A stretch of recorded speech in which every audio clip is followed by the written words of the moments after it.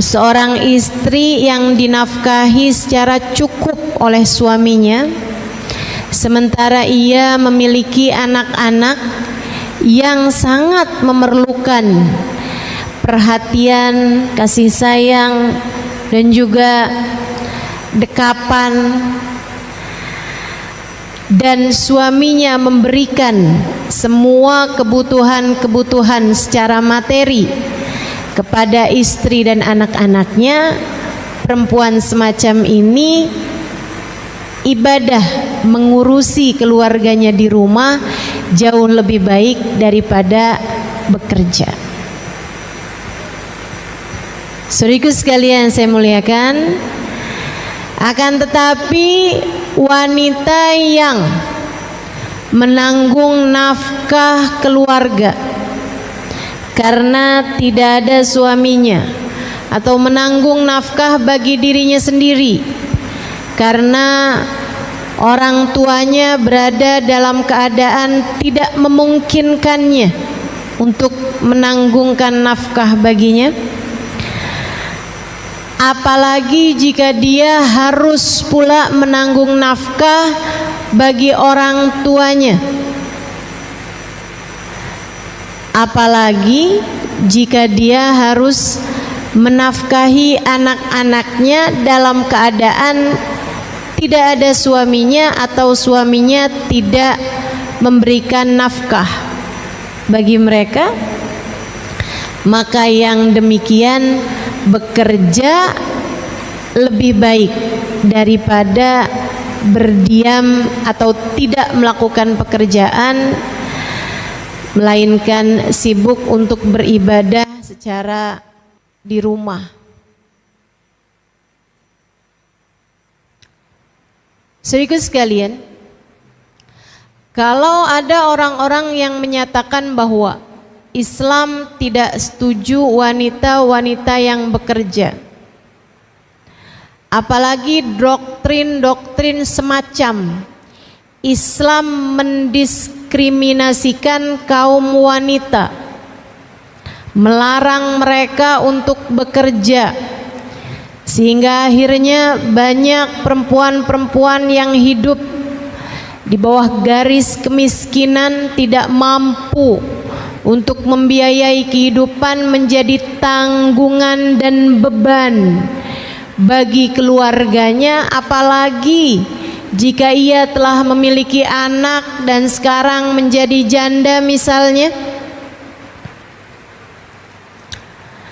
Ucapan-ucapan yang seperti itu sangat tidak bertanggung jawab, apalagi mengingat bahwa wanita solehah yang menjadi pilar agama ini, bahkan yang ditakdirkan Allah sebagai orang pertama yang masuk ke dalam agama Islam, yaitu Sayyidah Khadijah bintu Khuwailid, istri baginda kita Nabi besar Muhammad sallallahu alaihi wasallam, adalah seorang wanita yang bekerja. Jangan lupa itu. Sayyidah Khadijah, suri tauladan kita. Sayyidah Khadijah, Ummul Mukminin, ibu bagi semua orang yang beriman. Sayyidah Khadijah Al-Kubra, wanita agung, wanita besar, yang bahkan Nabi Muhammad menyampaikan tentangnya, walladzi ba'atsani bil haqqi nabiyya ma abdalani Allahu ta'ala bi khairin minha innaha amanat bihina kafara biyan nas wa a'tatni min maliha hina haramaniyan nas wa razaqani minhal aulad duna ghairiha. Sungguh demi Allah, Allah tidak pernah menggantikan untukku wanita yang lebih baik daripada Khadijah. Ia adalah seorang perempuan yang beriman padaku di saat belum ada sesiapapun yang beriman. Dia adalah seorang yang memberikan hartanya padaku di saat belum ada sesiapapun mau mendukungku dengan hartanya.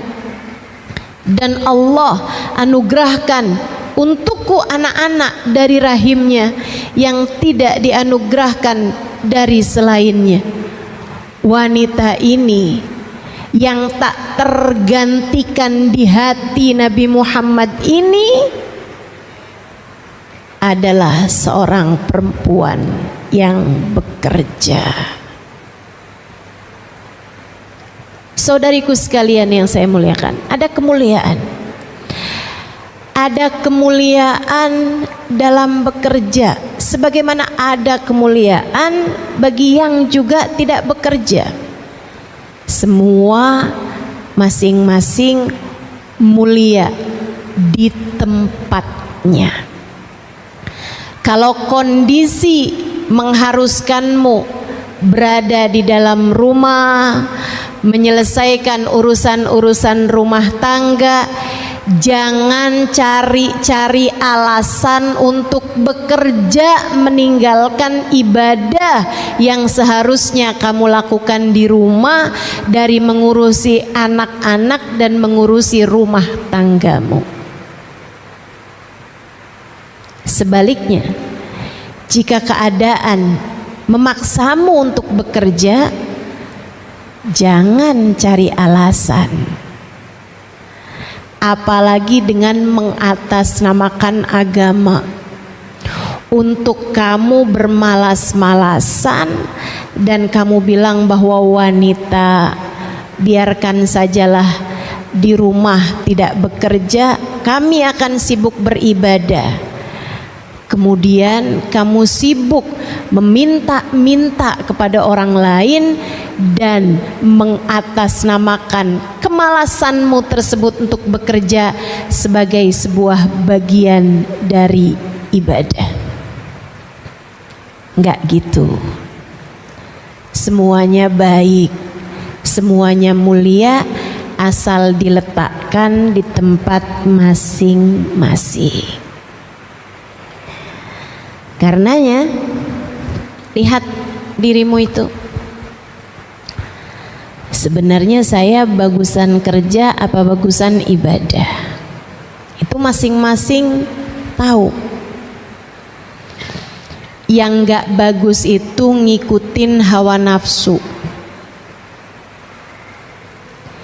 Dalam hidup kita ini yang gak bagus selalu mengikuti hawa nafsu. Suaminya mencukupinya, keluarganya mencukupinya, ada anak-anak kecil-kecil yang memerlukan kasih sayangnya. Tapi kan buat apa saya sekolah tinggi-tinggi kalau ujungnya tetap juga ada di dapur, kalau ujungnya tetap juga saya nyuapin anak-anak, ujungnya tetap juga saya sibuk untuk, mohon maaf, menceboki anak-anak, membersihkan kotoran anak-anak.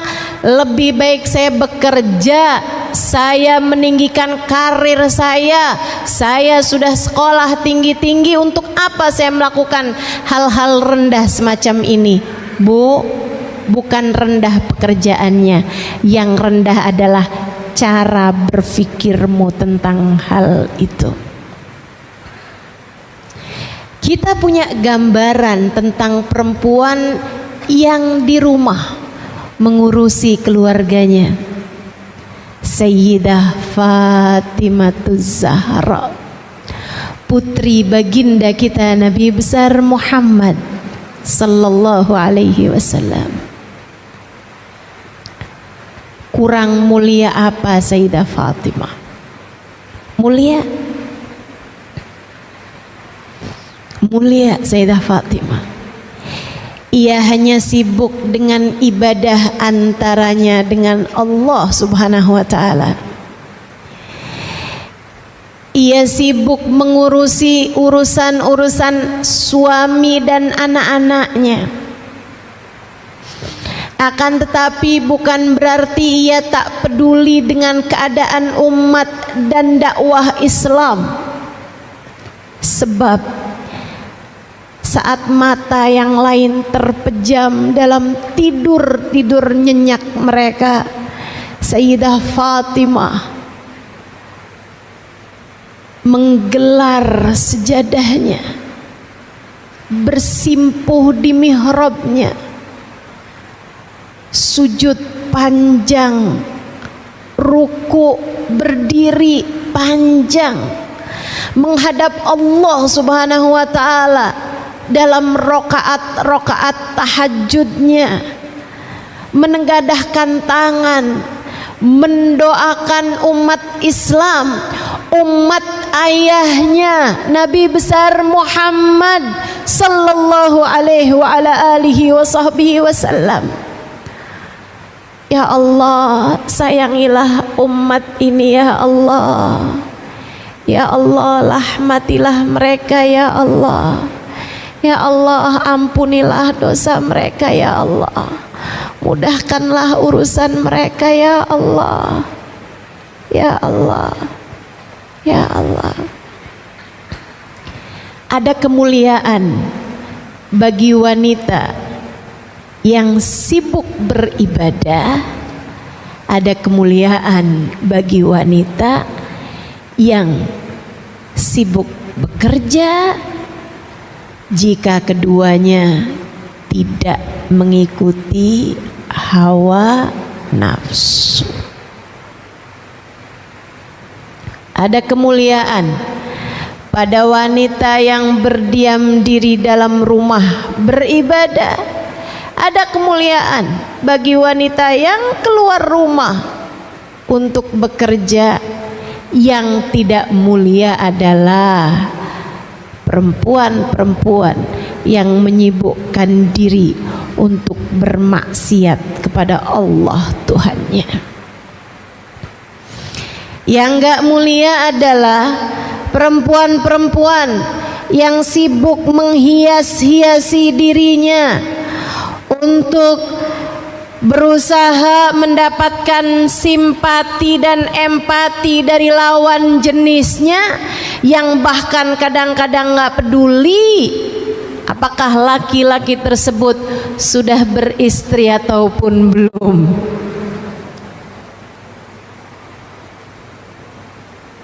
Yang gak mulia perempuan-perempuan yang sibuk memperbanyak dosa. Semuanya baik selagi kamu tempatkan diri sesuai dengan porsinya. Semoga Allah selalu bimbing kita. Amin. Semoga Allah selalu membimbing kita. Semoga Allah selalu membimbing kita. Itu kalau ditanya ibadah atau bekerja. Sekarang kalau kita bahas mengenai ibadah dan bekerja, saudaraku sekalian yang saya muliakan, ingat ucapan baginda kita Nabi besar Muhammad kepada seorang sahabatnya, yang mana sahabatnya ini, sahabat Ansor ini, ada seseorang yang bersahabat atau dipersaudarakan dengan Abdullah ibn Rawahah. Di awal-awal Islam, ketika baru hijrah orang Mekah ke Madinah, hal pertama yang dilakukan Nabi mempersaudarakan kaum Ansor, orang Madinah, dengan orang Mekah, disaudara-saudarakan, sampai beneran jadi kayak saudara gitu, dipersaudarakan dalam Islam. Nabi Muhammad sendiri yang mempersaudarakan mereka. Si fulan, kamu saudaraan sama ini ya. Sini, kamu persaudaraan sama ini. Itu teman-teman saudaraku sekalian, hukum dipersaudarakan sama Nabi Muhammad di mata Allah bahkan lebih kuat daripada persaudaraan yang tersebab darah sekalipun. Satu kandung ama satu tangan dipersaudarakan sama Nabi lebih kuat yang dipersaudarakan sama Nabi. Abdullah bin Rawaha satu waktu mengunjungi saudaranya ini yang telah dipersaudarakan sama Nabi, ketemu sama istrinya sebelum turut ayat hijab. Tentu saja istrinya terlihat, istri saudaranya ini, karena istri saudara itu ipar itu bahkan yang saudara kandung sekalipun ipar bukan mahram. Tentu yang dipersaudarakan sama Nabi Muhammad ipar juga bukan mahram. Tapi ini belum turun ayat hijab sehingga dia membuka wajahnya di hadapan Abdullah ibn Rawaha. Abdullah lihatnya, ya ampun kakak kok begini amat kak di rumah, nggak dandan, nggak mandi, tampangnya kucel, kumus, tampangnya bener-bener nggak terawat gitu, kelihatan banget nggak ngurusin badan, mukanya nggak dirawat, nggak wangi, bahkan cenderung bau macem-macem. Bukankah suami kakak ada di rumah? Si istri tersebut menjawab, dia bilang, ya kayak nggak tahu aja saudara kamu tuh, ada nggak ada saya kayak nggak ada bedanya. Saya ada seperti nggak ada. Dia itu kalau malam sholat nggak tidur sama sekali, kalau siang puasa nggak pernah sentuh saya sama sekali. Saya cuman yang bagian masak, nyiapin dia buka sahur.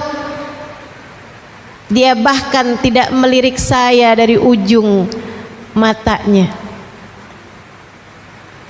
Apa yang disampaikan perempuan ini diadukan oleh Abdullah bin Rawaha kepada Nabi Muhammad sallallahu alaihi wasallam. Ya Rasulullah, faqad zurtu akhi fillah. Saya kemarinan mengunjungi saudara saya yang telah engkau persaudarakan di jalan Allah. Saya mendapati istrinya, diceritakan tuh, dan juga apa yang disampaikan oleh istrinya.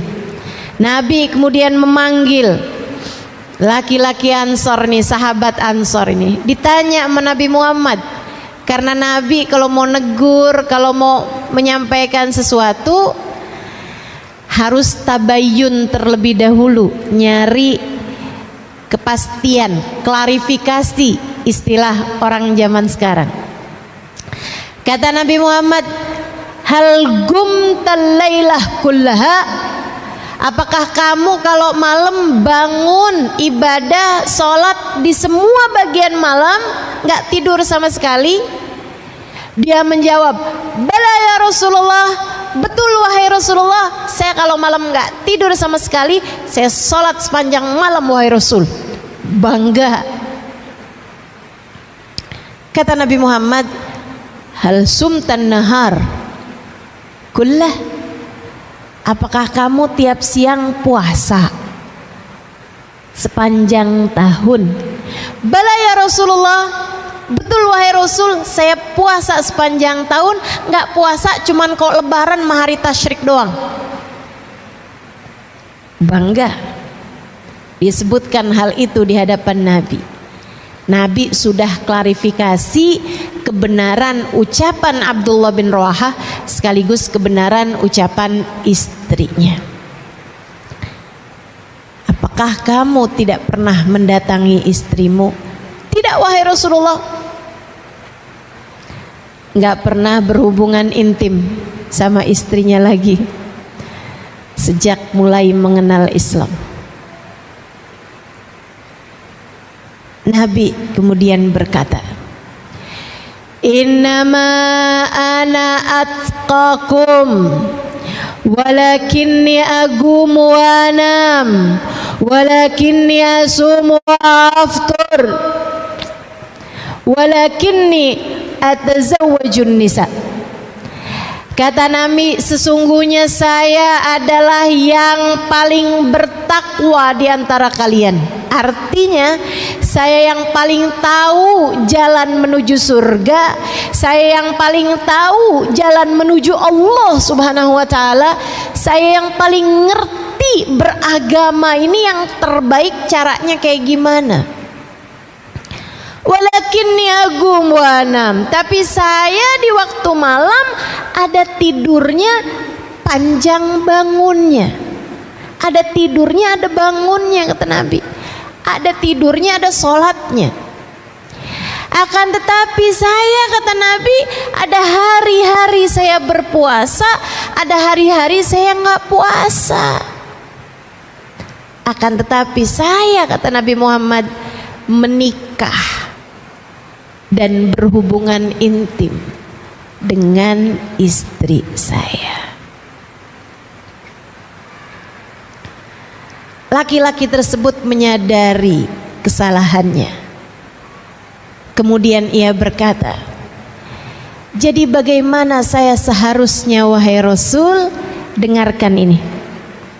Kata Nabi Muhammad, carilah akhirat yang tidak membahayakan duniamu, carilah dunia yang tidak membahayakan akhiratmu.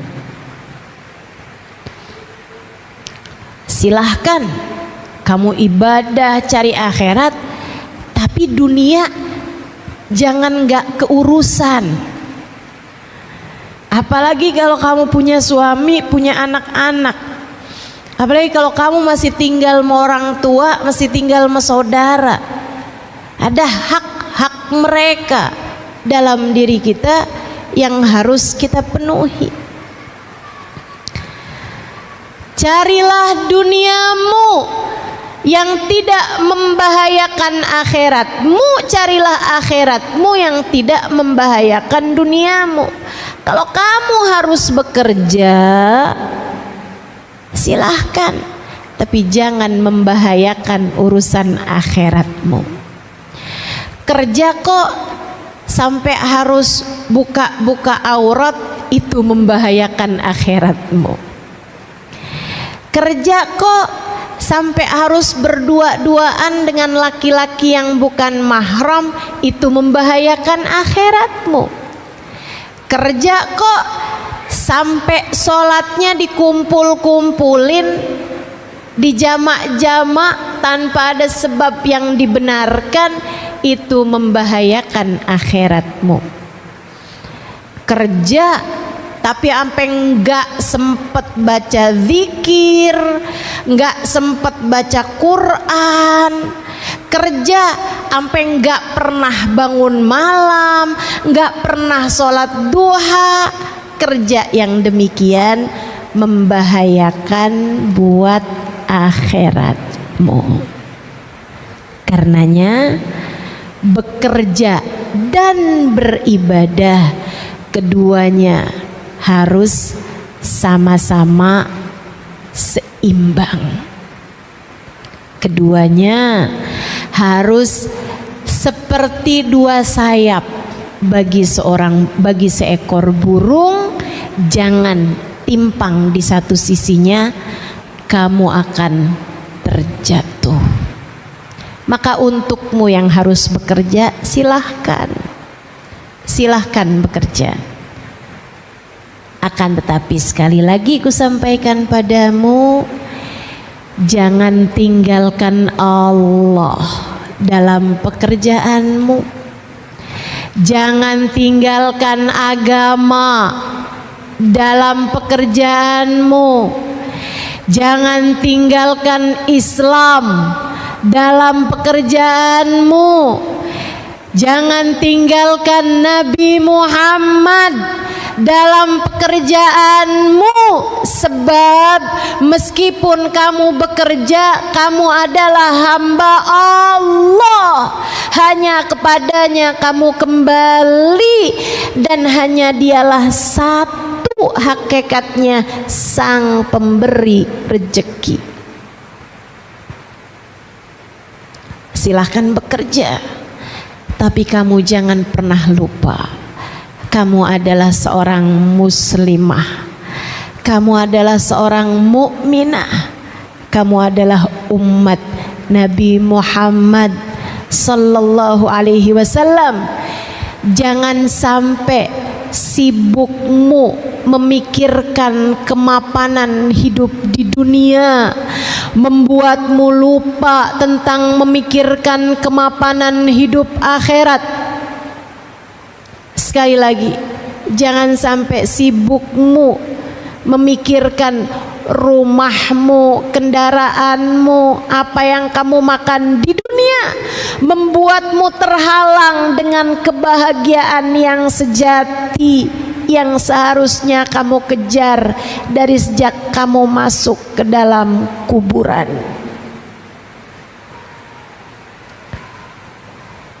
Jangan sampai sibuk mencari bahagia dunia membuatmu lupa dengan kebahagiaan panjang di akhirat nanti. Silahkan bekerja, tapi kamu harus tahu esok atau lusa kamu akan mati. Wa khairuz zadit taqwa, dan sebaik-baik bekal adalah takwa. Ibadah, kerjakan kewajiban Allah, tinggalkan larangan-larangannya. Jangan sampai sibukmu nyari hidup yang enak bikin kamu lupa untuk mencari akhirat yang enak. Insya Allah bekerja dan ibadah. Sekarang yang terakhir, bekerja sama dengan ibadah. Ada 3 bagian kan tadi? Bekerja atau ibadah, kamu udah tahu masing-masing. Silahkan cari mana nih yang lebih tepat untuk saya. Bekerja dan ibadah, kamu harus tahu juga, jangan sampai kerjamu bikin kamu lupa sama ibadah. Sebagaimana sebaliknya, orang kalau ibadah aja juga jangan sampai lupa sama kerja, sama urusan nafkah jika memang dia memerlukannya. Saudaraku sekalian saya muliakan, yang terakhir saya akan sampaikan kepadamu mengenai, Ustaz aku udah terakhiran aja, kayaknya masih awal dah. Panjang, tenang. Yang terakhirnya nih panjang. Bekerja sama dengan ibadah. Dengarkan saya ingin mengajarkan padamu agar setiap lelahmu dalam bekerja bernilai pahala di sisinya. Saya akan sampaikan kepadamu cara, tips, trik bagaimana agar setiap kali kamu melakukan pekerjaanmu, apa yang kamu lakukan tersebut bernilai ibadah di sisi Allah Subhanahu wa taala, menyibukkan tangan malaikat raqib untuk mencatat pahala-pahalamu meskipun kamu sedang dalam keadaan bekerja urusan duniamu. Saudara sekalian yang saya muliakan, kerja sama dengan ibadah dengan 2 syarat. Yang pertama, harus bener niatnya, sebab innamal a'malu binniyat wa innama likulli imri'in ma nawa. Sesungguhnya segala sesuatu tergantung dari bagaimana niatnya, dan sesungguhnya setiap orang hanya akan diberi sesuai dengan niatnya. Faman kanat hijratuhu ilallahi wa rasulih fahijratuhu ilallahi wa rasulih. Siapa yang berangkat pergi hijrah dari Mekah ke Madinah, nih sekarang nih kita berada di awal tahun Hijriah. Ibadah paling besar pada masa itu adalah pindah kewarganegaraan dari warga negara Mekah menjadi warga negara Madinah. Ninggalin rumah, ninggalin tetangga, ninggalin pekerjaan, ninggalin toko, ninggalin kaum kerabat yang tidak beriman, bahkan meninggalkan pasangan jika tidak seiman. Mereka tinggalkan kota-kota mereka Mekah, berangkat bergerak menuju Madinah. Ibadah apa yang lebih besar daripada itu, saudaraku sekalian? Akan tetapi meski ibadah sebesar itu, Nabi Muhammad menyampaikan, faman kanat hijratuhu ilallahi wa rasulih. Siapa yang tujuan hijrahnya pengen dapat pahala di sisi Allah, pengen bisa mengerjakan ibadah dengan tenang, sebab di Mekah nggak tenang ibadah. Ada pedang-pedang kaum kafir Quraisy yang sepertinya mengintai di balik tembok-tembok rumah mereka. Mereka meninggalkan Mekah ke Madinah mau nyari ketenangan ibadah. Faman kanat hijratuhu ilallah. Siapa yang hijrahnya karena Allah, ingin dekat dengan Allah, ingin mudah beribadah kepada Allah, ingin tenang hati dalam ibadah kepada Allah, ingin pahala di sisi Allah, ingin berjuang di jalan Allah. Wa rasulih, hijrahnya karena Nabi Muhammad, karena ingin dekat dengan Nabi Muhammad. Nabi Muhammadnya hijrah, saya juga hijrah. Karena saya nggak sanggup tinggal di Mekah, tapi Nabi Muhammadnya tidak lagi berada di Mekah, maka saya memutuskan untuk hijrah ke Madinah. Karena cinta saya kepada Nabi Muhammad, karena keinginan saya untuk dekat dengan Nabi Muhammad, karena saya ingin berjuang dalam barisan Nabi Muhammad, karena saya akan terus menjadi tentara-tentara Nabi Muhammad. Faman kanat hijratuhu ilallahi wa rasulih. Siapa yang hijrahnya karena Allah, siapa yang hijrahnya karena Rasulullah, fahijratuhu ilallahi wa rasulih, maka pahala hijrahnya, maka balasan hijrahnya dari Allah dan Rasulnya. Ada pahala dari Allah, ada kedekatan dengan Allah, ada cinta Allah, ada rahmat Allah, ada kebahagiaan akhirat Allah siapkan bagi mereka, ada surga sebagai balasan bagi mereka. Wa rasuli, hijrahnya untuk Rasulullah, maka ada balasan kedekatan dengan Rasulullah, ada balasan cinta dari Rasulullah, ada balasan kebersamaan kelak dengan Rasulullah. dunia sampai akhirat. Sebaliknya, faman kanat hijratuhu lid-dunya yusibuha, siapa yang hijrahnya melulu kepengen dapat dunia, hijrahnya nggak ada Allah-Allahnya, nggak ada Rasulullah-Rasulullahnya. Ngapain kamu ikutan berangkat nih? Orang-orang pada sibuk berangkat dari Mekah ke Madinah, kamu ikutan?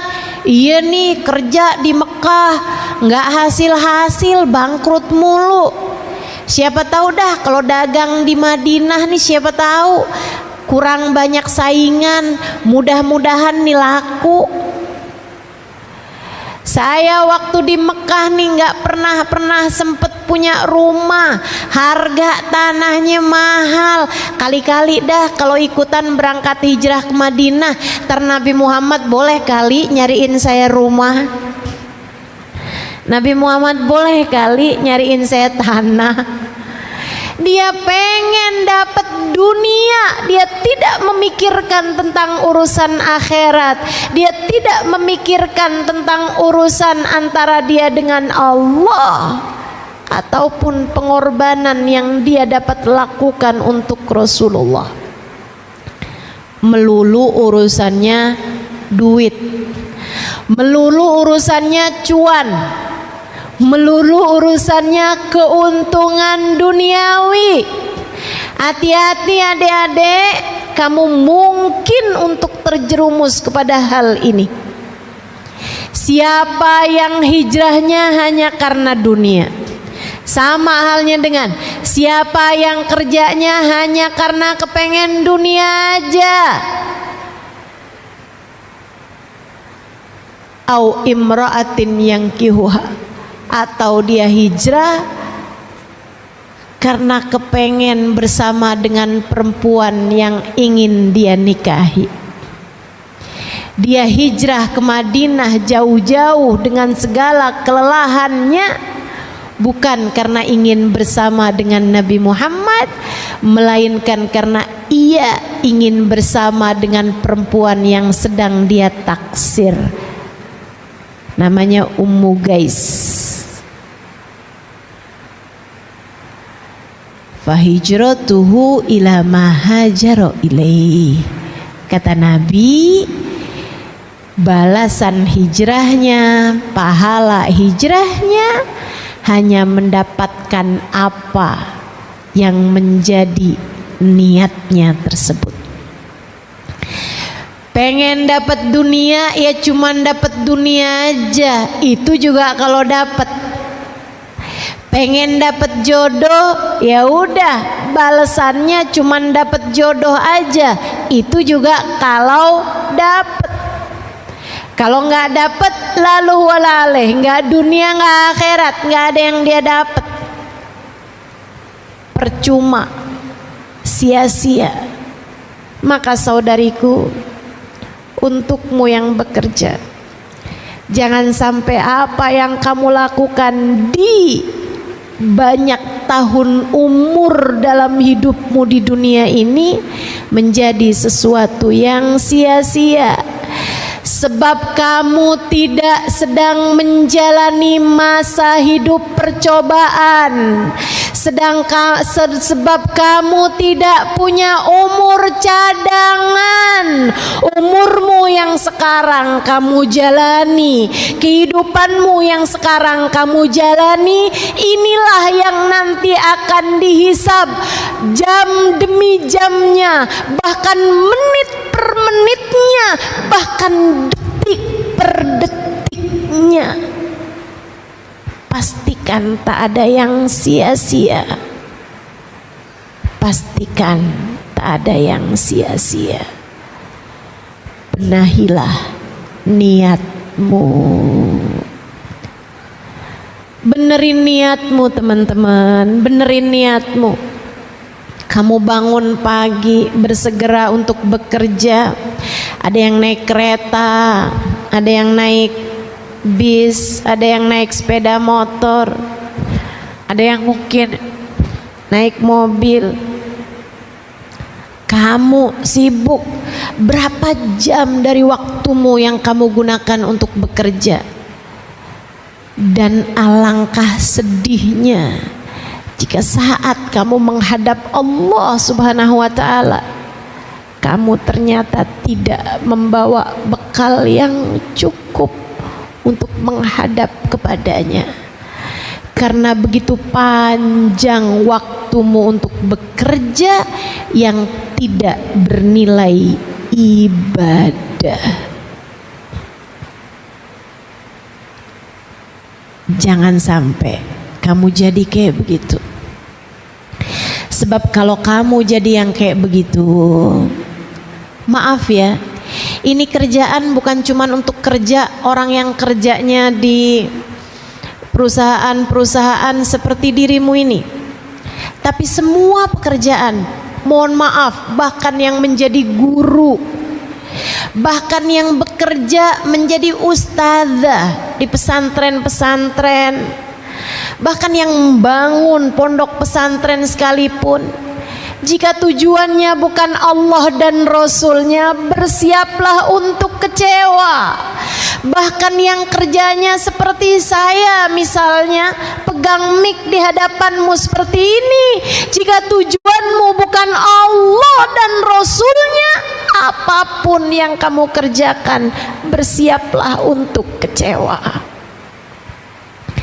Jika tujuanmu melulu uang, juga tujuanmu melulu keuntungan duniawi, jika tujuanmu adalah jabatan, nama baik, citra, jika tujuanmu hanya semacam itu, bersiaplah untuk kecewa. Bersiaplah untuk termasuk di antara kelompok orang yang apabila datang ajal menjemputnya, ia akan berteriak, Rabbirji'un la'alli a'malu salihan fima taraktu. Ya Allah, kembalikan aku ke dunia, aku akan kerjakan ibadah yang sempat aku tinggalkan. Kalla innaha kalimatun huwa qailuha wa min waraihim barzakhun ila yaumi yub'atsun. Allah mengatakan enggak ada, itu hanyalah ucapan kosong belaka, tidak akan pernah aku ijabah. Itu hanyalah sekedar kata-kata yang tak pernah aku kabulkan. Waktu hidupmu di dunia telah habis, kamu gunakan untuk sekedar mencari keuntungan-keuntungan duniawi. Kamu lupa bahwasanya kepada akulah kamu seharusnya kembali. Kamu lupa hidupmu dariku, dan hanya kepada aku tempatmu kembali. Wa min waraihim barzakh. Sekarang silahkan menjalani kehidupanmu di alam barzakh ila yaumi yub'atsun, sampai hari mereka dibangkitkan. Kamu, saya, kita semua, jangan sampai ada yang menyesal. Sebab sekali lagi, kita tidak sedang menjalani masa hidup percobaan. Gak ada di antara kita yang lagi magang di dunia ini, teman-teman. Gak ada. Gak ada. Semuanya sudah sedang bekerja.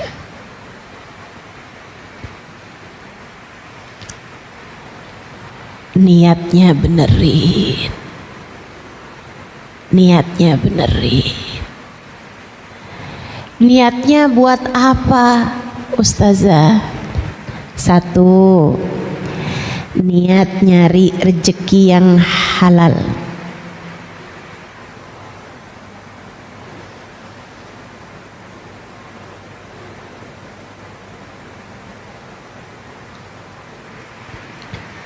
Kamu bisa aja kerja yang haram, bisa. Kita semua bisa kerja yang haram. deketin laki-laki berduit, modalnya palingan lipstick, make up, baju seksi, murah modalnya. Agak mahalan dikit mungkin operasi plastik, naikin hidung biar nggak mancung ke dalam.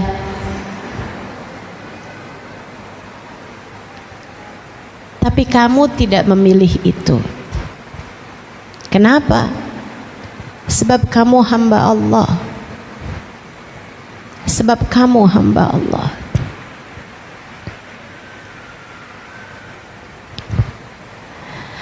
Atyab ma ya'kuluhul insan min kasbiyadih.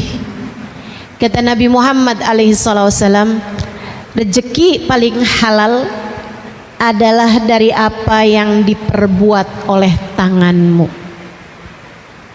Hasil kerjamu, upah dari pekerjaanmu, bayaran atas apa yang telah kamu lakukan dengan tanganmu. Atyab ma ya'kuluhul insan min kasbiyadih. Niatmu mencari rizki yang halal. Wabtaghu 'indallahir rizqa. Kata Allah dalam Al-Quran, carilah rezeki yang halal dari Allah Subhanahu wa ta'ala. Niatmu yang kedua, kamu bekerja untuk dapat menghidupi, memberi penghidupan untuk dirimu dan juga orang-orang yang kamu tanggung. Menafkahi dirimu dengan rizki yang halal membuatmu terhormat, teman-teman. Sebab Islam tidak pernah merestui pengemis. Islam tidak pernah menyukai orang yang minta-minta. Itu adalah sehina-hina apa yang dapat dikerjakan oleh seseorang. Sampai Nabi Muhammad bilang, kalau ada orang naik kuda, kuda itu binatang paling mewah. Kalau ibarat sekarang, kalau ada orang naik Mercy, kemudian turun dari Mercy-nya dan minta kepadamu, kasih.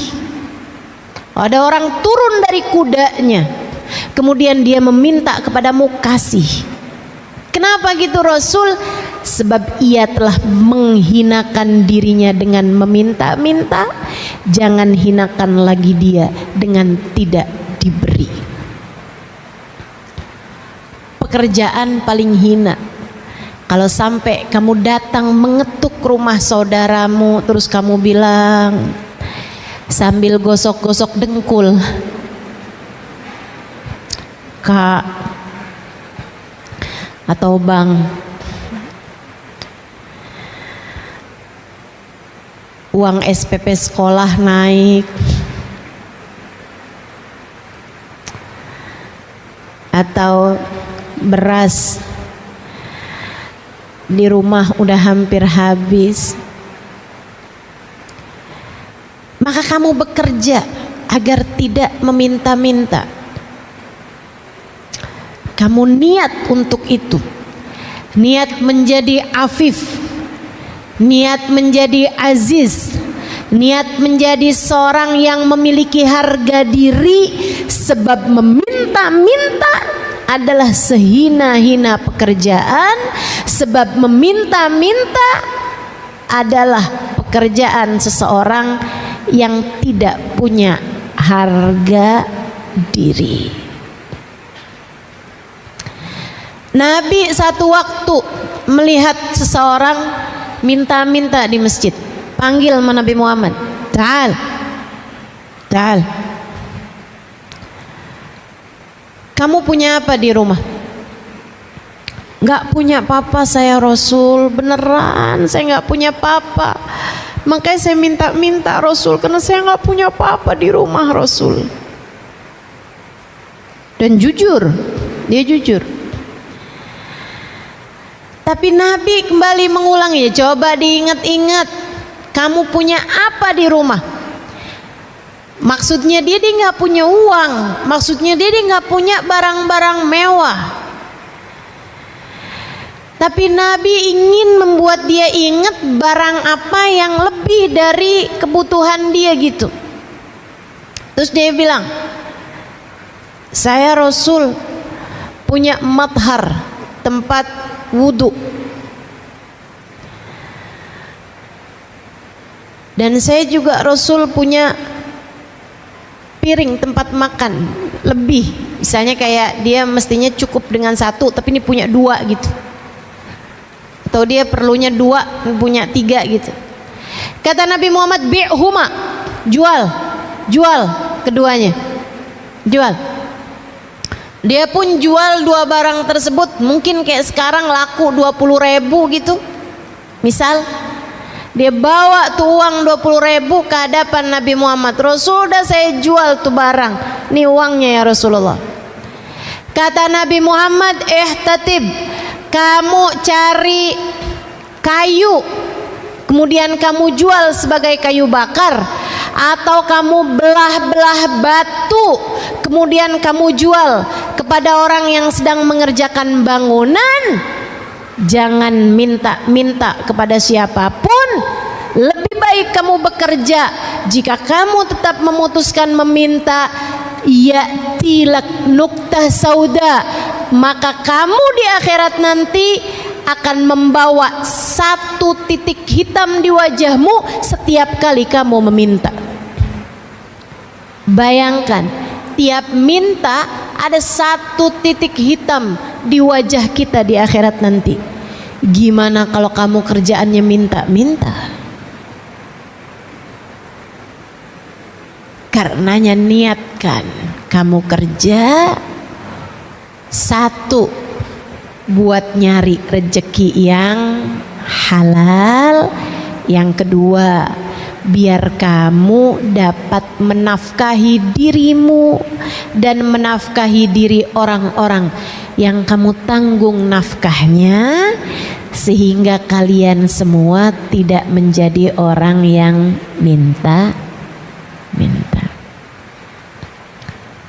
Niatnya yang bagus. Niat yang ketiga,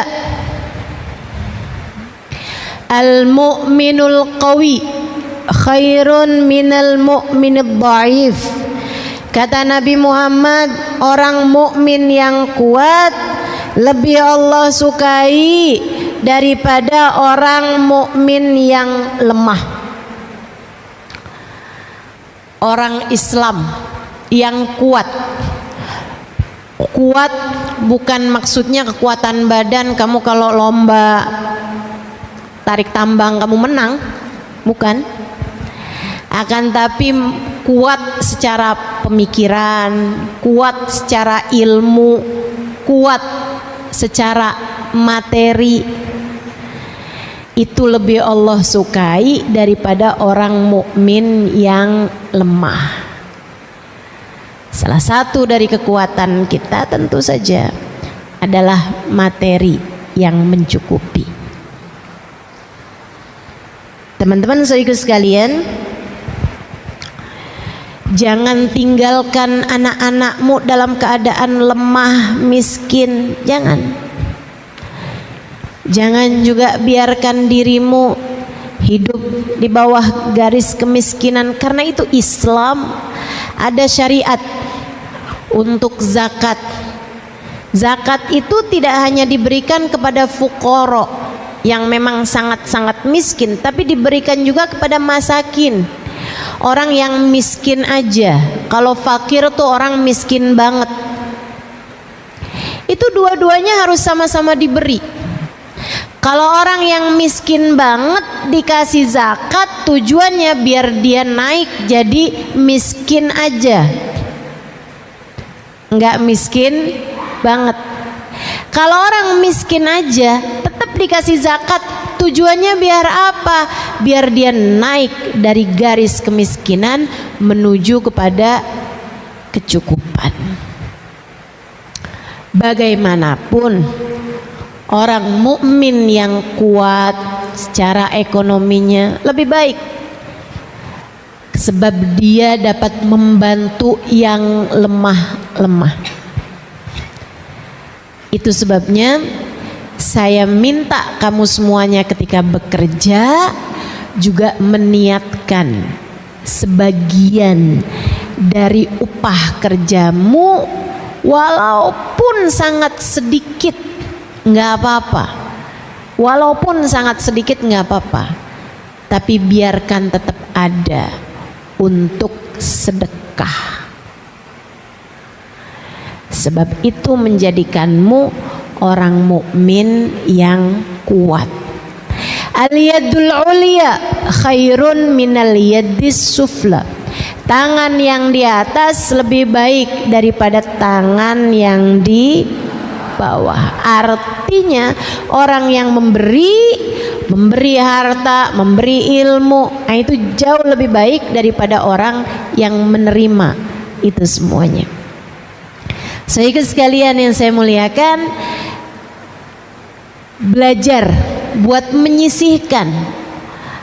Enggak harus misalnya 5%, apalagi 10%, kebanyakan.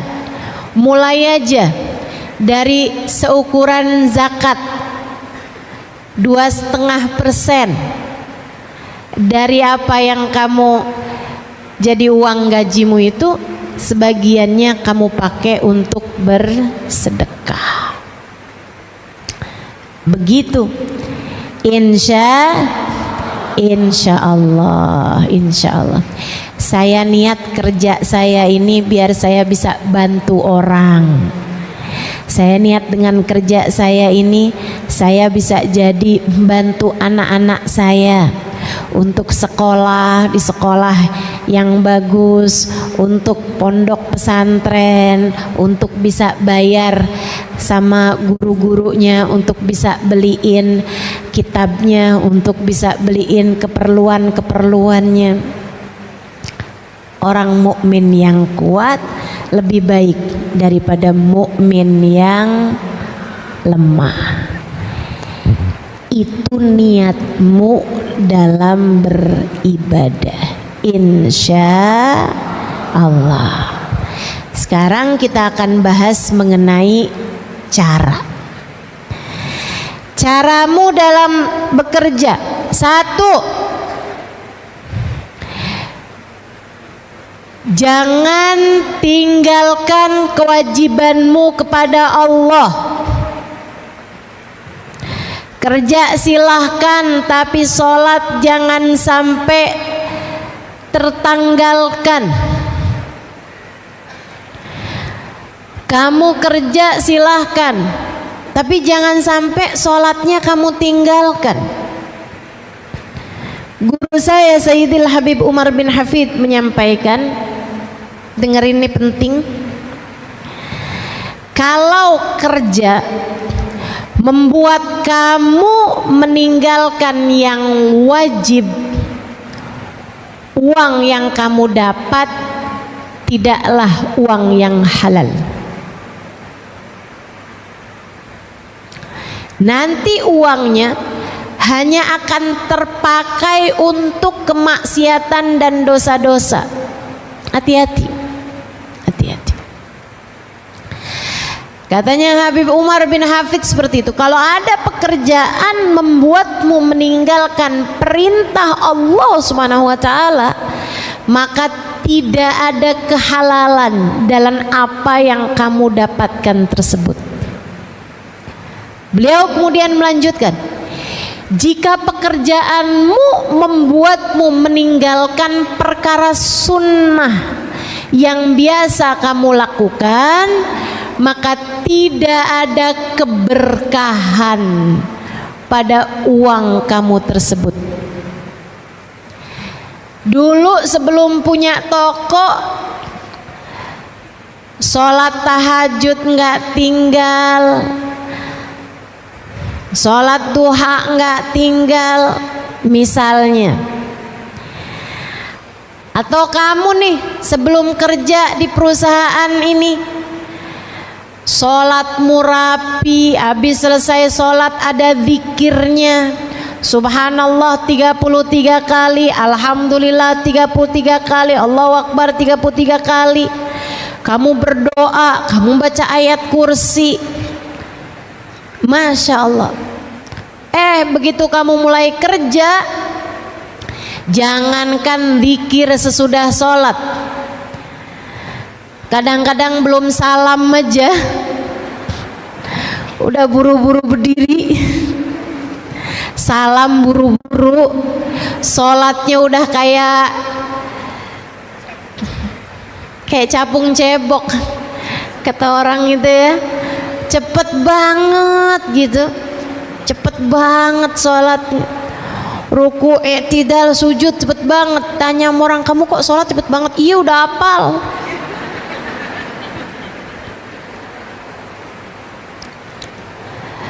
Kamu begitu takut sama bos duniamu hingga kamu melupakan bos yang sesungguhnya.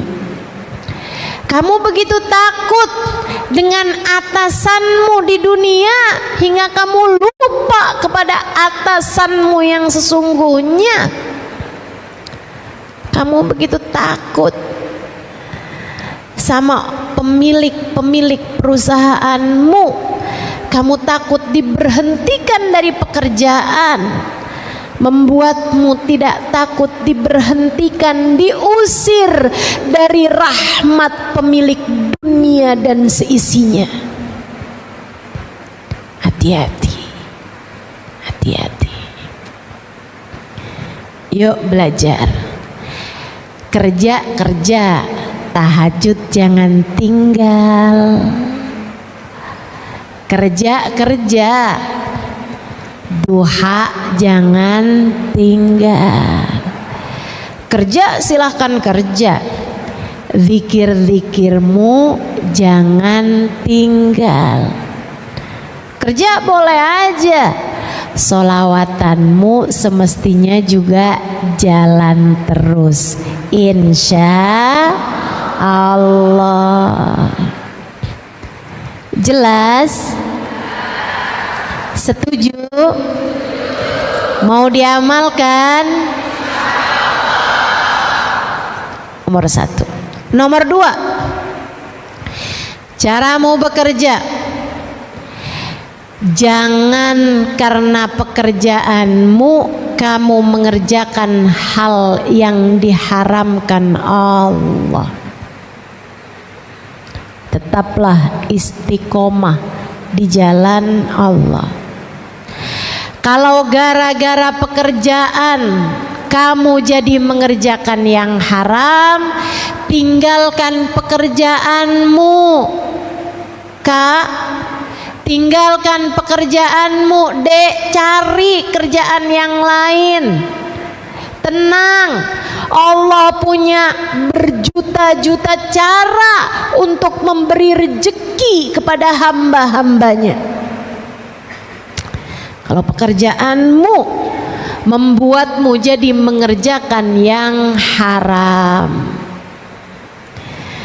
kerjaan kamu bikin kamu gimana ya Ustazah, nggak boleh pakai jilbab. Kerjaan saya nih bikin saya harus pakai seragamnya rok mini. Saya udah bilang, tapi nggak di approve juga, nggak disetujui juga. Ya udahlah Ustazah, habisnya gimana ya? Susah sih, biar aja dah.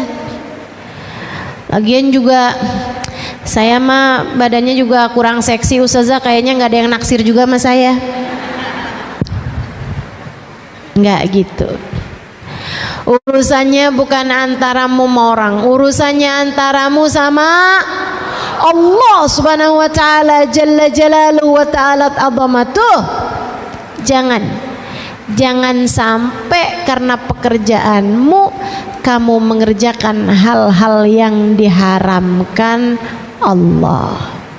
Jangan. Ustazah, saya ini kan bagian pembukuan. Itu sering banget dah Ustazah diminta buat nulisin anggaran yang sebenarnya nggak ada, fiktif gitu Ustazah. Gimana ya Ustazah? Kalau nggak nurut ntar saya dikeluarin. Kalau saya nurut kan haram ya Ustazah. Itu nanti biasanya Ustazah saya tuh juga dikasih bonus. Sayang nggak sih sama bonusnya? Jangan tertarik sama yang haram. Ketika Allah melihat dirimu tertarik pada yang haram, Allah akan mencabut darimu keberkahan dari yang halal. Allah akan mencabut darimu kenikmatan dari yang halal. Jangan teman-teman, jangan tertarik sama yang haram. Jangan tertarik sama yang haram. Yuk jagain, yuk hati-hati. Yang benar kerjanya, yang benar. Cukup aturan Allah harus di atas aturan siapapun. Aturan Allah harus di atas aturan siapapun. Saya mau cerita nih. Ada ceritanya orang yang kerja di bar, namanya apa tuh? Yang ya bartender, yang ngeracik minuman haram ya, minuman beralkohol diracik-racik. Kerja di Mesir, di sebuah hotel di Mesir, sebuah hotel bintang 5 di Mesir. Ada barnya, dia kerja di situ. Dia sholat dan dia bahkan nggak minum minuman keras tersebut, dia nggak minum. Cuman dia memang bisa gitu ngerjain itu semuanya. Jadi dia hari-hari kerjaannya gitu. Kemudian di hotel tersebut juga ada banyak hal-hal haram lainnya. Bikin party, bikin ya dengan minuman keras, dengan perempuan-perempuan seksi, dengan segala macam lah yang haram-haram. Ada judi, ada macam-macam. Di hotel-hotel tersebut juga lengkap dengan hiburan-hiburan yang banyak terdiri dari hal-hal yang diharamkan. Satu waktu Syekh Mutawalli Sya'rawi datang ke sana.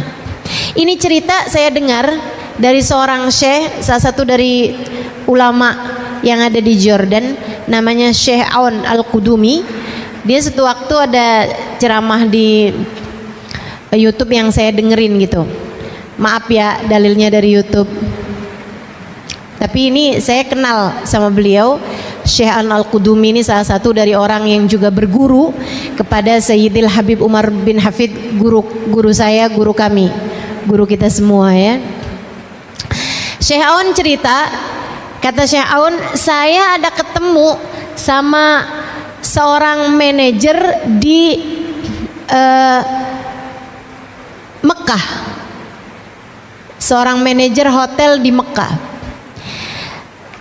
Kami bincang-bincang, dia cerita saya aslinya dari Mesir. Kemudian dia pun cerita hal itu.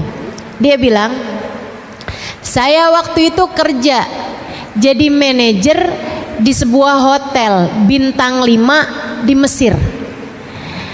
Tapi hotelnya ini adalah hotel yang memang menyediakan banyak barang-barang haram dan banyak fasilitas-fasilitas haram. Termasuk diantaranya ada bar yang sangat besar dan sangat diminati orang. Bartendernya itu orang yang cukup benar menjalankan ibadah. Dia sholat, dia sholawatan gitu. Dia bilang, dan dia juga cinta sama ulama, bartendernya nih. Satu waktu hotel kami kedatangan Syekh Mutawalli Sya'rawi, salah satu ulama terkemuka pada zamannya, ahli tafsir yang saya sering dengerin kajian tafsir beliau. Beliau sekarang sudah meninggal dunia, tapi masih banyak tuh kajian-kajian beliau yang juga di-upload di YouTube ya, sehingga sering saya dengarkan. Seorang dengan ilmu, kapasitas keilmuan yang luar biasa, salah satu dari kawan, salah satu dari orang-orang yang juga dekat dengan guru kami Al-Habib Umar bin Hafiz. Syekh Sya'rawi datang ke hotel tersebut. Waktu beliau mau keluar dari hotel, dia disamperin, didatengin oleh bartender tadi nih. Dia bilang, Syekh, maafkan saya Syekh, saya mau bertanya kepadamu satu pertanyaan yang sangat penting, mengganjal diri kami. Apa kata Syekhnya? Silahkan tanya. Dia bilang, saat itu saya ada di situ juga. Karena saya penasaran, saya pun mendekat. Dia bilang, Syekh, bukankah rezeki itu dijamin sama Allah? Tapi saya ini Syekh, sekarang ini kerja jadi orang yang meracik minuman keras. Saya jadi ngerjain barang-barang haram nih Syekh. Kan rezeki kan udah ada jaminannya ya Syekh. Tapi saya kerjaan ini kerja yang haram kayak gini, gimana nih Syekh? Syekh kemudian bilang, kamu itu kalau mau datengin jawab syarat, kamu harus kerjakan dulu syaratnya. Kalau kamu mau dapat sesuatu yang ada syaratnya, ya kamu harus penuhi dulu persyaratannya. Allah bilang dalam Al-Quran, yarzuqhu min haitsu la yahtasib. Allah akan kasih orang yang beriman dari rizki yang dia tidak sangka-sangka. Allah kasih rezeki kepada orang mukmin bahkan dari arah yang tidak disangka-sangka. Tapi ada syaratnya. Apa syaratnya Syekh? Ayatnya kan ada depannya tuh, kata Syekhnya, man yattaqillah yaj'al lahu makhraja wa yarzuqhu min haitsu la yahtasib. Siapa yang bertakwa kepada Allah, maka Allah akan beri kepadanya jalan keluar dalam setiap permasalahan, dan akan diberi oleh Allah Subhanahu wa taala rezeki bahkan dari arah yang tidak dia sangka-sangka. Kamu kalau kepengen dikasih rezeki sama Allah, kamu kalau kepengen setiap permasalahanmu dikasih jalan keluar, maka kamu harus penuhi persyaratannya yang di depan itu, yaitu jadilah bertakwa, tinggalkan yang haram, jalanin yang diperintahkan. Kerjakan semua yang diperintahkan Allah, tinggalkan yang haram. Jadi saya harus tinggalkan pekerjaan saya ya Syekh. Syekhnya senyum kemudian jalan. Malam itu juga si bartender resign, keluar dari pekerjaannya. Katanya si manajer tadi itu, saya nih iman saya nggak kuat. Saya udah dikasih dengar keterangan itu dari Syekh Mutawalli Sya'rawi, dari Syekh Sya'rawi, tapi saya nih katanya hati saya belum kuat juga ngerjainnya. Jadi akhirnya saya kemudian tungguin. Dia bilang, saya tungguin aja, saya tungguin sampai saya juga nggak enak hati gitu juga. Akhirnya saya mulain tuh lamar-lamar pekerjaan-pekerjaan, nggak ada yang hasil. Dia bilang 3 bulan kemudian bartender temen saya itu, dia bilang datang ke hotel dengan bawa mobil. Saya tanya sama dia, itu mobil siapa, mobil atasan kamu? Dia bilang enggak, mobil saya. Dia bilang sesudah saya kerjakan apa yang Syekh Sya'rawi sampaikan, Allah gantikan pekerjaan haram saya dengan pekerjaan halal yang jauh lebih berkah, sampai saya akhirnya bisa kebeli mobil. 3 bulan aja. Dia bilang hari itu juga saya resign dari pekerjaan saya, baru sesudah itu saya lamar pekerjaan. Subhanallah, saya dapatnya hotel yang tepat berada di depan Masjidil Haram, sehingga memungkinkan saya untuk berulang-ulang kali berangkat menuju kepada umroh ataupun sholat di Masjidil Haram. Masya Allah. Jadi teman-teman saya sekalian, kerjakan perintah Allah. Yang pertama itu kan ya, jangan sampai pekerjaan membuatmu meninggalkan perintah Allah. Kemudian jalani itu tadi, tinggalkan apa yang diharamkan oleh Allah Subhanahu wa taala. Yang keduanya, kemudian yang terakhirnya, tetaplah berada dalam jalan cinta. Tetaplah sayangi umat Islam, bekerjalah dengan sepenuh cinta, bekerjalah dengan sepenuh cinta. Jangan sampai kamu celakain orang, jangan sampai kamu nggak senang sama si ini, jangan sampai kamu kemudian hasut sama si fulan karena dia kerjaannya lebih bagus darimu, dan seterusnya. Hal-hal yang semacam itu dapat menjadikan pekerjaan yang semestinya kamu dapat dengan cara yang berkah, uangmu berkah, bernilai ibadah pekerjaanmu, akhirnya jadi menggugurkan apa yang sudah, pahala yang sudah kamu dapatkan karena kamu nggak sayang sama teman-teman kamu yang dalam pekerjaan, atau membuatmu jadi kehilangan kasih sayang kepada orang-orang yang ada di sekitarmu. Kalau kamu punya anak, jangan sampai pekerjaanmu membuatmu kehilangan kasih sayang kepada anak-anakmu. Kalau kamu punya suami, jangan sampai pekerjaanmu membuatmu kehilangan kasih sayang kepada suamimu. Kalau kamu masih pada punya orang tua, jangan sampai pekerjaanmu membuatmu kehilangan kasih sayang kepada orang tuamu. Tetaplah berada dalam jalan cinta. Jaga hatimu, tetap biarkan ia hidup dengan kasih sayang, dengan cinta dan dengan kasih sayang. Insya Allah jika hal-hal tersebut dapat kamu laksanakan, saya doakan mudah-mudahan Allah Subhanahu wa taala senantiasa membimbing langkah kehidupanmu, menjadikan ibadahmu adalah dengan bekerja, dan bekerja sebagai salah satu bagian dari ibadahmu kepada Allah Subhanahu wa taala. Bekerjamu bernilai ibadah, dan ibadahmu diterima oleh Allah Subhanahu wa taala, dan dijadikan salah satunya adalah lewat bekerja. Rabbana zalamna anfusana wa illam taghfir lana wa tarhamna lanakunanna minal khasirin. Rabbana atina fid dunya hasanah wa fil akhirati hasanah wa qina adzabannar bi fadli subhana rabbika rabbil izzati amma yasifun wa salamun alal mursalin walhamdulillahi rabbil alamin.